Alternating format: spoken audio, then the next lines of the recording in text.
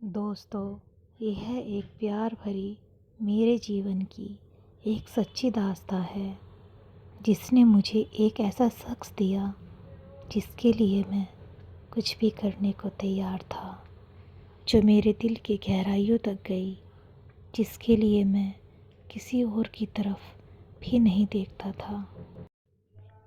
सुबह का अखबार पढ़ते हुए अचानक मेरी निगाह अपनी पड़ोसन से जा टकराई। मैंने सुना तो था कि मेरे बगल वाले फ्लैट में कोई महिला अधिकारी शिफ्ट होने वाली है, पर यह हमारा पहला आमना सामना था। हेलो हाय से शुरू हुआ परिचय कब गहरा हो गया पता ही नहीं चला। मेरी पड़ोसन मैडम ज़िले में ही एक उच्च पद पर पदस्थ थी और उनके पति किसी अन्य ज़िले में तैनात थे। उनके पति का आना जाना कभी कभार ही हो पाता था। मैंने कहा, आपकी बात सही है मैडम, पर मात्र भाभी कह देने भर से तो रिश्ता नहीं जुड़ जाएगा। वैसे भी यह बड़ा नाजुक व प्यार भरा रिश्ता है। इस रिश्ते को निभा पाएंगे आप? उन्होंने अपनी आंखें ऊपर उठाई और मेरी आंखों में आंखें डालकर बोली, यह ज़रूरी तो नहीं कि हर रिश्ता खून से ही बनता हो। रिश्तों की परिभाषा अपनापन, स्नेह और प्यार में छुपी हुई है, और अब अगर हम एक दूसरे को समझ सके तो यह रिश्ता हम भी आसानी से निभा सकते हैं। उस दिन के बाद से हम मुंह बोले देवर भाभी के रिश्ते में बंध गए। एक दिन सुबह सुबह उन्होंने मेरे दरवाजे पर दस्तक दी।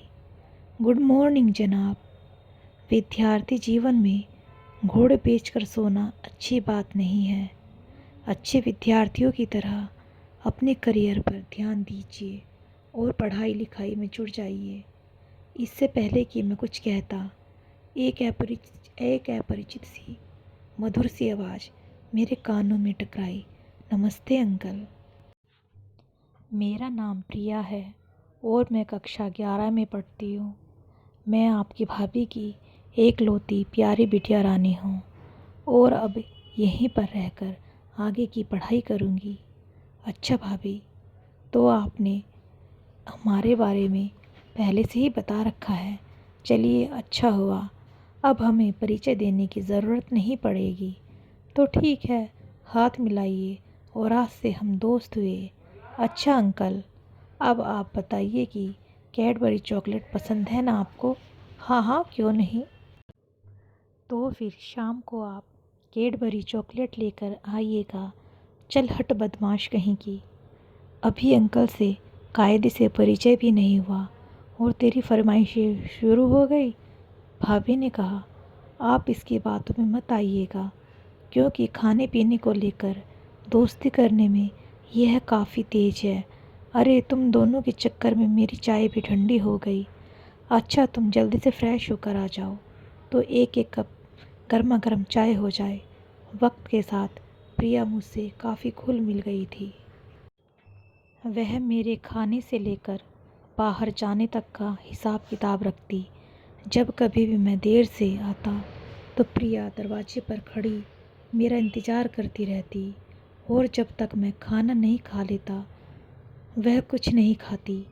उसकी मम्मी भी खुश थी कि प्रिया को बोर नहीं होना पड़ता, पर प्रिया के दिल में क्या चल रहा था उससे मैं और उसकी मम्मी बिल्कुल अनजान थे। वैसे कुछ सोचने का कोई कारण भी नहीं बनता था।